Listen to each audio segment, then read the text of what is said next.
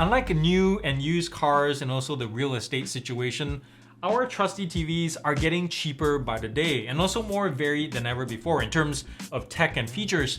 Yet, why are some people out there declaring that modern projectors like these are the next big thing to replace the traditional television unit?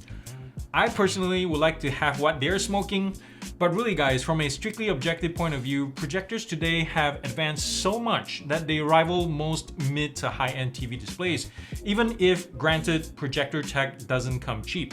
Nebula, the audio-visual sub-brand of Anker, thinks it has enough reasons in its top-of-the-line 4K Cosmos to woo you over to the bright side. It's a laser projector that packs a heck of a punch, as we'll see in a second, and this is something crucial every buyer should consider. Not only is it awesome, it is portable, which means you can set it up anytime, anywhere, indoors or outdoors, for some big screen, and I mean big, high-resolution movie nights. This is the GearUP review of the Nebula Cosmos 4K. Let's get this.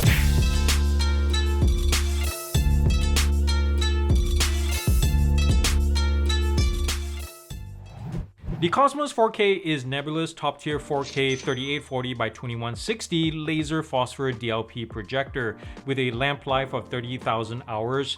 It can project an image up to 150 inches on any kind of surface, but is best used on a dedicated projector screen. It's an 11-pound box, decently sized at 26 centimeters tall, 16.5 centimeters wide, and 22 centimeters deep.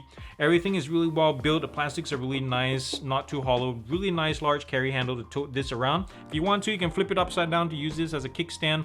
And underneath, you can also see nice long rubber soft PU feet here. And in the middle, you have a 1/4-inch tripod mount. If you want to mount this from the roof or on the floor on a tripod or something, you can do that. There are two 10-watt side-firing speakers on the left and the right of the unit. There's no backward or forward or downward firing drivers. It would be nice to see that as well. On the back, behind this cover, you see the dedicated Google TV module that is connected by HDMI or micro HDMI and USB-C, and also a venting fan. And on the back for connectivity as well, you see the auxiliary port and HDMI, full size, a USB-A, as well as a DC in. There's also Bluetooth and Wi-Fi connectivity. Over the front, the lens and sensor assembly is covered by clear plastic for protection, but also make sure you keep it clean so the sensors are working just fine. You can see some color embellishments here. And speaking of sensors, there's a distance sensor and eye protection sensor in case like you walk in front of it, it will dim the whole imagery just to protect your eyes. And also auto keystoning as well as focusing sensor as well. Besides the speakers, the sides also serve as cooling vents. There are fans in here that push out approximately 7 degrees warmer air outside of the unit. And so if you're cold, if you're sitting right next to it, you can actually stay pretty warm. Having a laser as part of the lighting hardware usually means the absolute best in terms of image quality, bringing with it deeper, richer, more lifelike colors. For the most part, the Cosmos 4K stands up to that metric, and then some. Saturation is kept in check, looking natural in most genres. You can adjust it and boost the colors if you like, but out of the box it's pretty neutral. Although I would say whites tend to push slightly red. It's something most people won't ever notice, but I thought I'll mention it anyway. Lasers are also great at rendering dark scenes, and the Cosmos is no exception. It doesn't crush shadows, turning them into one dark blob, unlike, lamp base or LED projectors from XGME or Epson do. Movies and animation are vibrant and have pretty good pop. I really enjoy watching cartoons on this.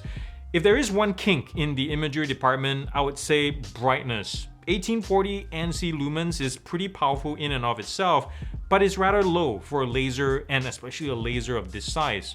Now, don't get me wrong though, even in a bright room like this on a sunny day, the projection is good, but others do it better. We're going to tell you what it was really like over the course of like 10 to 20,000 miles for several months, winter and summer. So here's the pros and cons. This interior space is amazing for $70,000.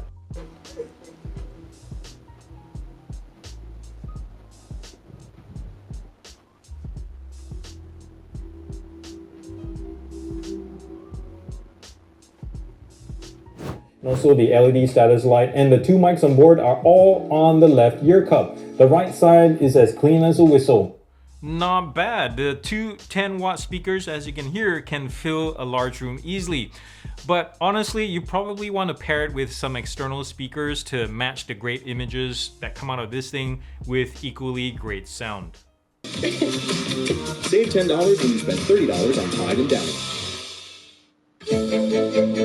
It would appear that the butler did it. Smell incredible. And leave your hair touchably soft and smooth.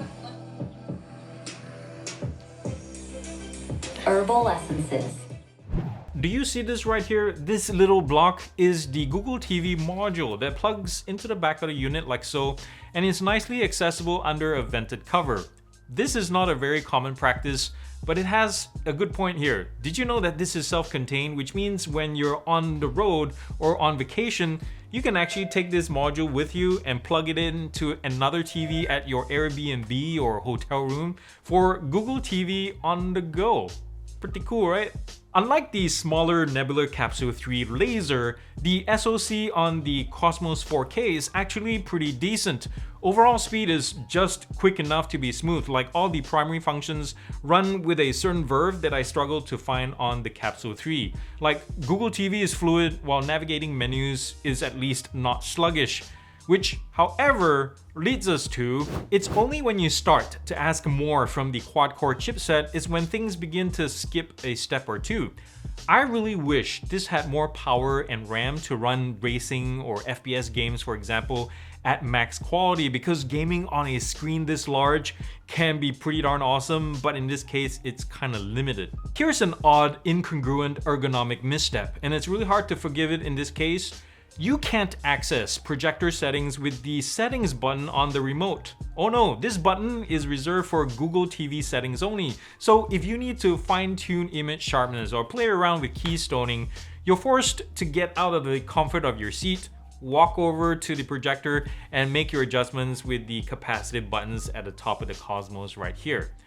I know, it's a first world problem, but it's something you shouldn't have to worry about. It seems like it wasn't thought out properly, and at this price point, it's kind of inexcusable. A reason why I wish the projector settings was more accessible on the remote is that the auto keystoning and autofocusing on the unit itself aren't perfect, therefore not reliable. In fact, 25% of the time, auto keystoning and autofocusing still give me a skewed out of focus image, forcing me to make manual adjustments.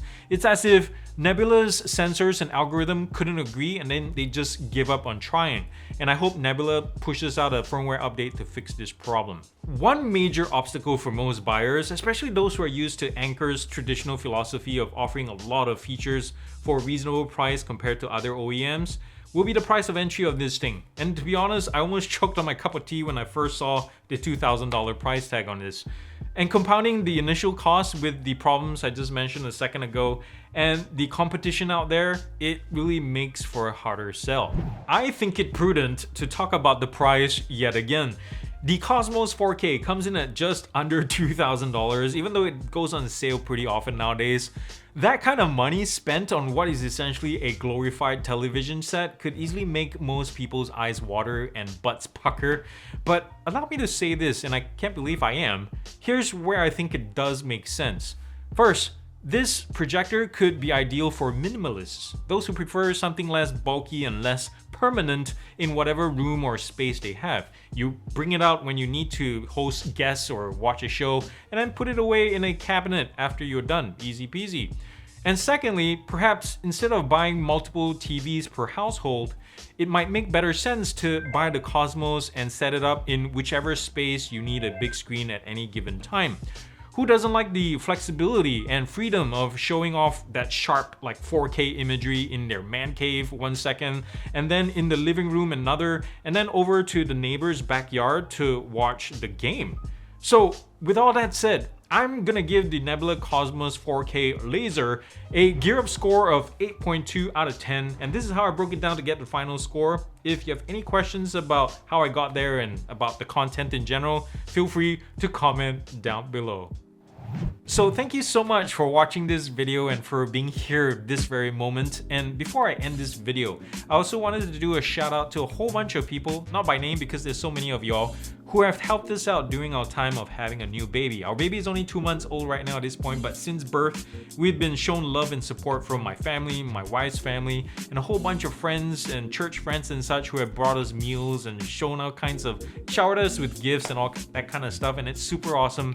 And I just feel touched, and I want to thank you guys, and I hope you're blessed from it.